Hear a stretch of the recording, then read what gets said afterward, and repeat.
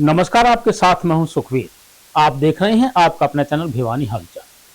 सबसे पहले एक नजर आज की न्यूज हेडलाइंस पर।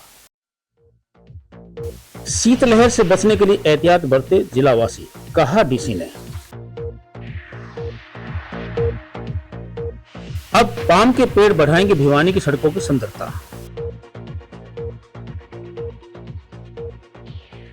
स्वदेशी वस्तुओं के प्रदर्शन से भारतीयता को मिलता है बढ़ावा, कहा विधायक घनश्याम सर्राफ ने। पुरानी कड़वाहट व मनमुटाव को छोड़कर करे नववर्ष का शुभारंभ, कहा बीके रजनी बहन ने। अब खबरें विस्तार से। उत्तराखंड व हिमाचल प्रदेश में भीषण बर्फबारी का असर मैदानी इलाकों पर भी बुरी तरह से पड़ रहा है। इस ठंड का प्रभाव भिवानी में भी देखने को मिल रहा है।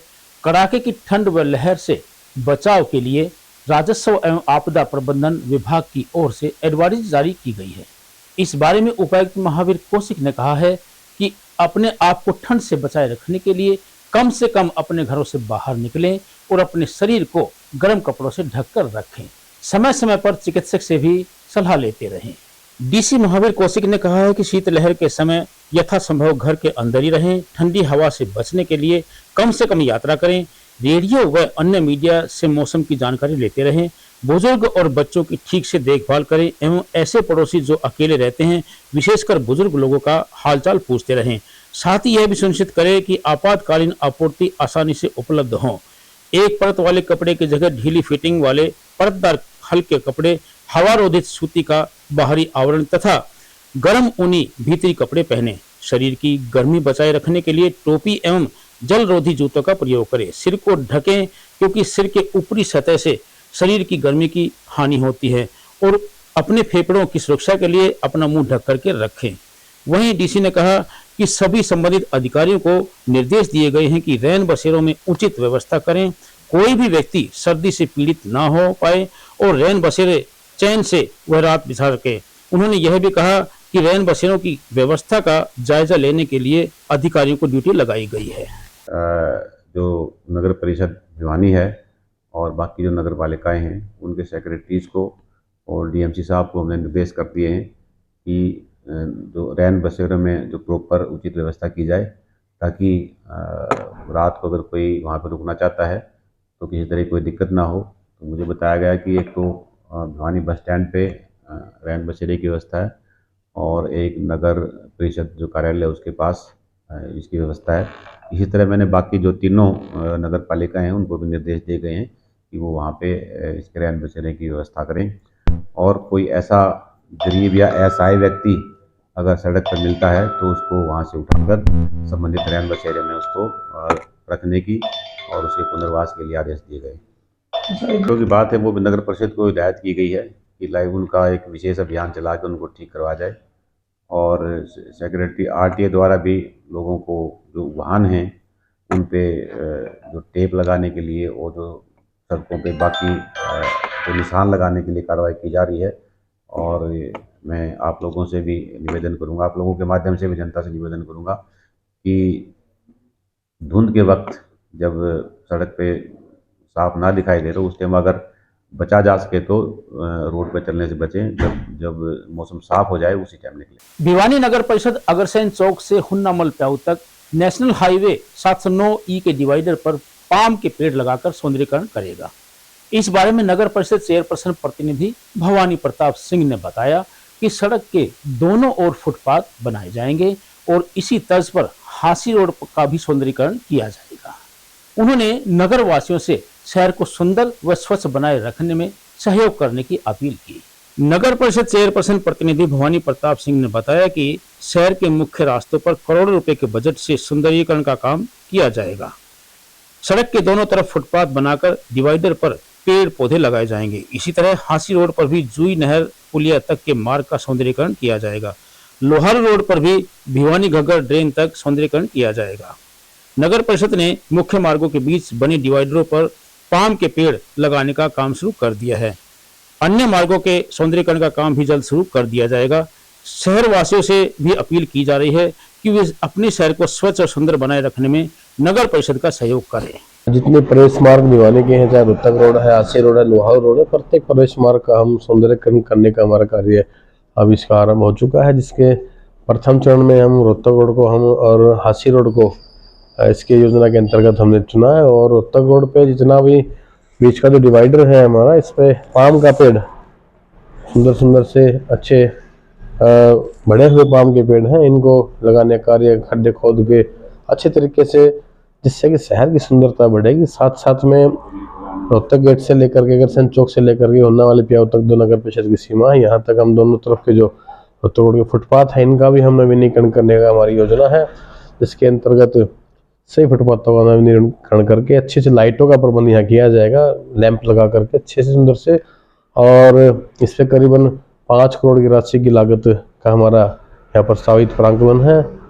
और इसी योजना के अंतर्गत हांसी रोड का 2.5 करोड़ की लागत से हम इस रोड का सौंदर्यीकरण करने जा रहे हैं, जिसमें भी दोनों तरफ के फुटपाथों का और डिवाइडर के बीच में पेड़ों का लगा करके और उस पर अच्छे से लैंप लगा करके सौंदर्यीकरण का हमारा ये प्रथम चरण का कार्य पूरा होकर फिर लोहाऊ रोड, फिर अन्य मार्गों को हम इस योजना के अंतर्गत शहर को सुंदरता में 4 चांद लगाने का, स्वच्छता के विषय में शहर को नंबर बनाने का जो हमारा संकल्प है।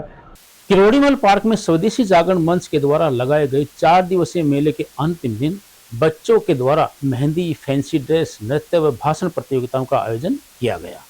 इस अवसर पर विधायक घनश्याम सर्राफ और बुआनीखेड़ा से विधायक कपूर सिंह वाल्मीकि ने पहुंचकर बच्चों का उत्साहवर्धन किया। उन्होंने कहा कि इस तरह के आयोजनों से बच्चों में छुपी हुई प्रतिभा का विकास होता है। वहीं इस अवसर पर विधायक घनश्याम सर्राफ ने कहा है कि मौसम खराब होने के बावजूद भी स्वदेशी जागरण मंच इस तरह के आयोजनों में पीछे हटने वाला नहीं है। वहीं कपूर सिंह वाल्मीकि ने भी स्वदेशी जागरण मंच की टीम को स्वदेशी मेले के आयोजन पर बधाई दी। 4 दिवसीय स्वदेशी मेले के अंतिम दिन नन्हे मुन्ने बच्चों ने प्रतियोगिता में भाग लेकर अपनी प्रतिभा का प्रदर्शन किया। मेले के आयोजकों ने बताया कि स्वदेशी मेले में अनेक जानी मानी हस्तियों ने राजस्थान व दिल्ली से पहुंचकर प्रतिभागियों का हौसला बढ़ाया। वहीं झुंझुनू से पहुंचे संपत बेनीवाल ने मेले को देखकर कहा कि स्वदेशी जागरण मंच का यह सराहनीय प्रयास है। उन्होंने मेले के आयोजकों से राजस्थान में भी इस तरह के मेले का आयोजन करने की अपील की। वहीं विधायक घनश्याम सर्राफ ने कहा कि मेले में स्वदेशी वस्तुओं के प्रदर्शन से भारतीयता को बढ़ावा मिलता है। वहीं इस अवसर पर बुआनीखेड़ा के विधायक कपूर सिंह वाल्मीकि ने कहा कि स्वदेशी वस्तुओं को बढ़ावा देने के लिए स्वदेशी जागरण मंच का यह प्रयास काबिल तारीफ है। उन्होंने बच्चों के द्वारा हरियाणा की संस्कृति को दर्शाने के लिए बधाई दी। वहीं इस मौके पर शिक्षा बोर्ड के निवर्तमान चेयरमैन वीपी यादव भी विशेष रूप से उपस्थित रहे। भगवान भी उनको बीच में टोकता है कि रुक जाओ, लेकिन ये रुकने का नाम नहीं लेते। ये बच्चे ऐसे हैं, ये टीम ऐसी है, ये रुकेगी भी नहीं और रुकेगी भी नहीं। मैं आप सबका हृदय से आभार और धन्यवाद करता हूँ कि आप लोगों ने यहाँ के जो समाज में एक चेतना का काम किया है वो अति आवश्यक है, क्योंकि जिस प्रकार हम धीरे धीरे कुछ हमारे मार्केट्स विदेशी हाथों में चले गए हैं और यदि हम जागृत नहीं हुए तो बाकी सारे मार्केट उनके हाथ में चले जाएंगे।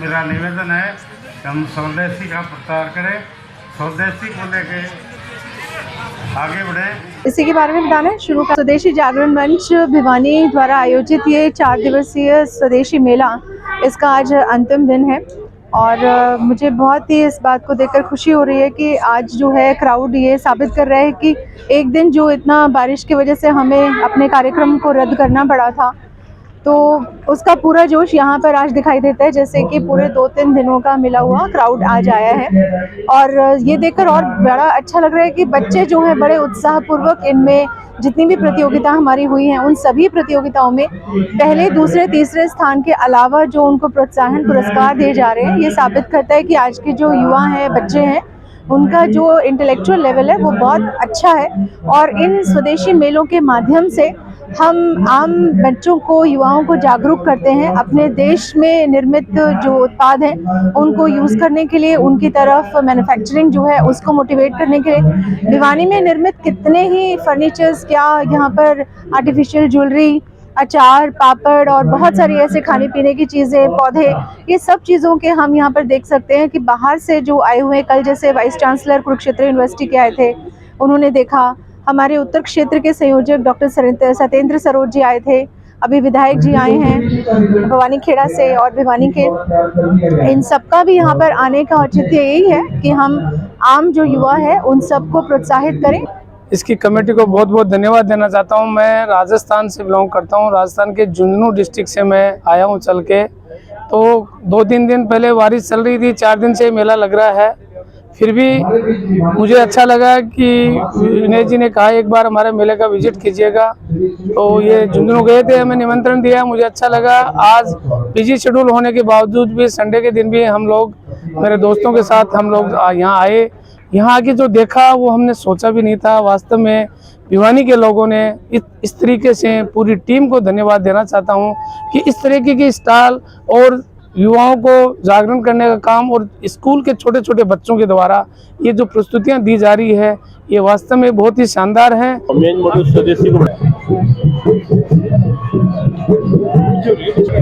देखिए, स्वदेशी मेले का आयोजन जो किया गया है यह बहुत ही अच्छा किया गया है।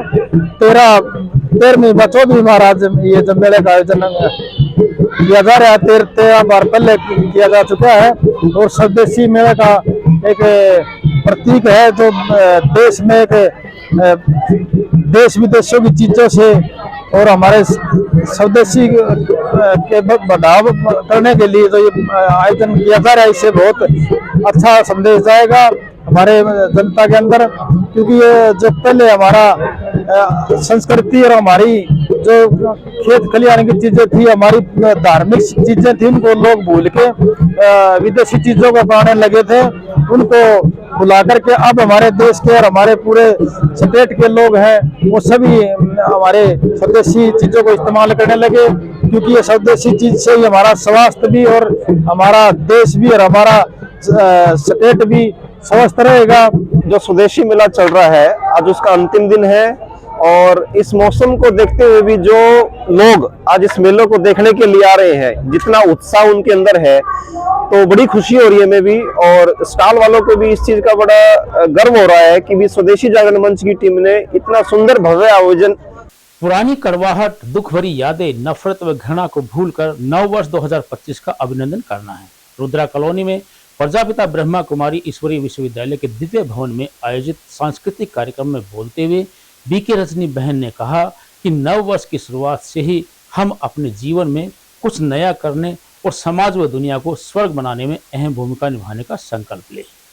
रुद्रा कॉलोनी के दिव्य भवन की संचालिका बीके रजनी बहन ने कहा कि हमें न केवल पुराने वर्ष को विदाई देनी है, बल्कि उसके साथ साथ हमें हमारे मन के अंदर जो भी पुरानी कड़वाहट भरी बातें, पुराने दुख देने वाली यादें, नफरत, घृणा, एक दूसरे के प्रति बदले की भावना, आपसी मनमुटाव को विदाई देकर अपने जीवन में नए संस्कारों को, प्रेम, सद्भावना और एक दूसरे को आगे बढ़ाने की भावना को लेकर नए वर्ष की बधाई देनी है, ताकि नव वर्ष मनाने के साथ साथ हम अपने जीवन में इस दुनिया को पुनः नई दुनिया व सड़क बना पाए।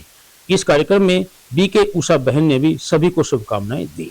वैसे तो सारी दुनिया नए वर्ष को अपने अपने तरीके से सेलिब्रेट करती है, लेकिन ब्रह्मा कुमारी ईश्वरीय विश्वविद्यालय इस नए वर्ष पर यह संदेश देना चाहता है कि हमारे अंदर अगर कुछ अवगुण, कमियां, कमजोरियां, पुरानी किसी की बीती हुई बातें या कोई अधूरे उमंग उत्साह से हम कोई कार्य कर रहे हैं, तो अभी उन बातों को छोड़ करके हम नए वर्ष पर एक नई शुरुआत करें और जीवन में स्वयं के और दूसरों के खुशियां कैसे लाएं और सबको सहयोग कैसे दें, क्योंकि आज संसार के अंदर एक दूसरे के साथ ईर्ष्या, द्वेष, नफरत इसका बहुत बोलबाला है। तो नया विचार, नई उमंग और नई आशाओं के साथ ब्रह्मा कुमारी ईश्वरीय विश्वविद्यालय ये संदेश दे रहा है कि आइए हम सब मिलकर एक होकर के एक नई दुनिया बनाएं जहां सुख, शांति और समृद्धि हो। ओम शांति। और अब चलते चलते प्रसिद्ध आध्यात्मिक गुरु ऋषि पुत्र ने हाल ही में यह चौंकाने वाला दावा किया है कि ब्रह्मांड में निरंतर गतिशील अनेकों प्रकार की तरंगे मौजूद हैं। इन्हें ईश्वरीय तरंगे कहते हैं, जो खगोलीय स्थितियों के अनुसार बदलती रहती हैं। उनके अनुसार हमारी आत्मिक शांति और आनंद इन्हीं तिरंगों पर निर्भर करता है। उनका कहना है कि ध्यान साधना के अभाव में ये ईश्वरीय तिरंगे हमारे चेतन और अचेतन मन पर गहरा प्रभाव डालती है। यह प्रभाव हमारे प्रारब्ध और दैनिक कर्मों से प्रभावित होता है। हमारे कर्म भी इन ब्रह्मांडीय ऊर्जाओं से गहराई से जुड़े हुए हैं। जहां वैज्ञानिक समुदाय ने अब तक इस दावे पर कोई स्पष्ट प्रतिक्रिया नहीं दी है, वहीं कुछ आध्यात्मिक गुरुओं ने इसका समर्थन किया है। यह विचार आध्यात्मिक जगत में एक नई बहस का विषय बन सकता है।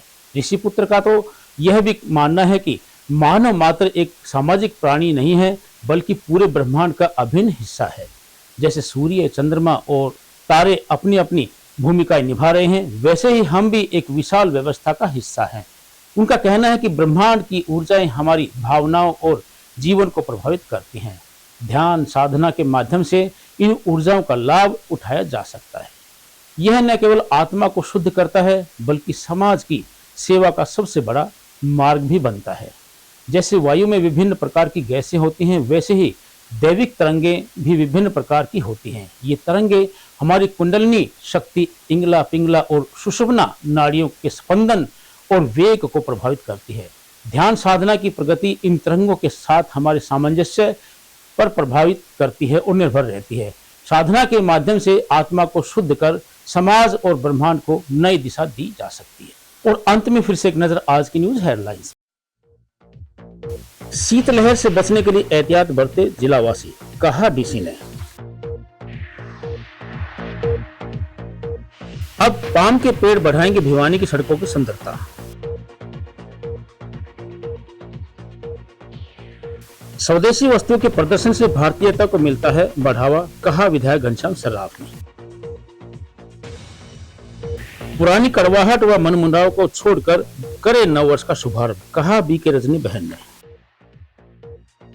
अब मुझे दीजिए इजाजत, देखते रहिए आपका अपना चैनल भिवानी हलचल।